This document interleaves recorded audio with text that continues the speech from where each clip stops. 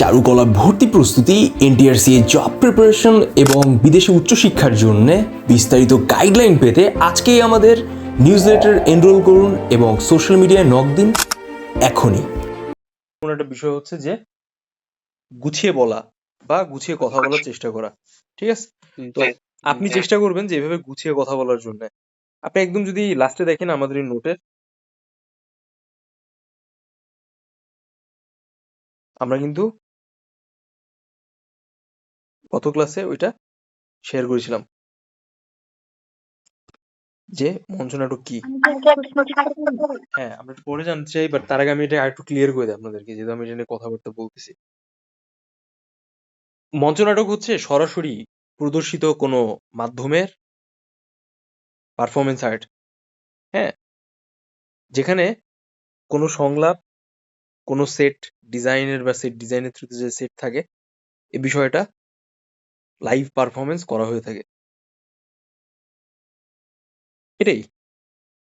তবে আমরা যদি এটাকে আরেকটু গুছিয়ে বলার চেষ্টা করি, মঞ্চনাটক মূলত সেই ধরনের নাটককে বোঝানো হয় যেটা সরাসরি হচ্ছে দর্শকের সামনে কোনো মঞ্চে উপস্থাপন করা হয় অভিনয়ের মাধ্যমে। হ্যাঁ, তো দুটা বৈশিষ্ট্য হচ্ছে লাইভ অভিনয়, সরাসরি প্রদর্শিত কোনো বিষয় দর্শকের সামনে। এখানে অভিনেতারা সাধারণত বাস্তব সময়ে অভিনয় করেন এবং কোনো ক্যামেরা বা এডিটিং ছাড়া, মানে এখানে কোনো কাট থাকতেছে না, ঠিক আছে, পুরোটাই আনকাট। এটা হইতেছে মঞ্চনাটকের বিশেষ ব্যাপার। তো এই মঞ্চনাটকের বৈশিষ্ট্য যদি আমরা একটু হাইলাইট করার চেষ্টা করি, মূলত লাইভ পারফরমেন্স হচ্ছে একটা সংলাপ ভিত্তিক ডিসকাশন থাকতেছে, যেমন আমি আপনাদের সাথে ডিসকাশন করছি এরকম একটা সেট থাকতেছে, আপনি যে সংলাপটা করতেছেন সেই সংলাপ ওরিয়েন্টেড একটা পরিবেশ বা এনভায়রনমেন্ট ক্রিয়েট করে এক কথায়। দর্শকের সাথে হচ্ছে আপনি সরাসরি একটা কানেক্টিভিটি আনতেছেন আপনার ওই নাটকের বা অভিনয়ের মাধ্যমে। সবাই জানে হ্যামলেট একটা ভালো কবর নাটক। হুম, সো আই হোপ যে আপনারা ক্লিয়ার বুঝতে পারছেন।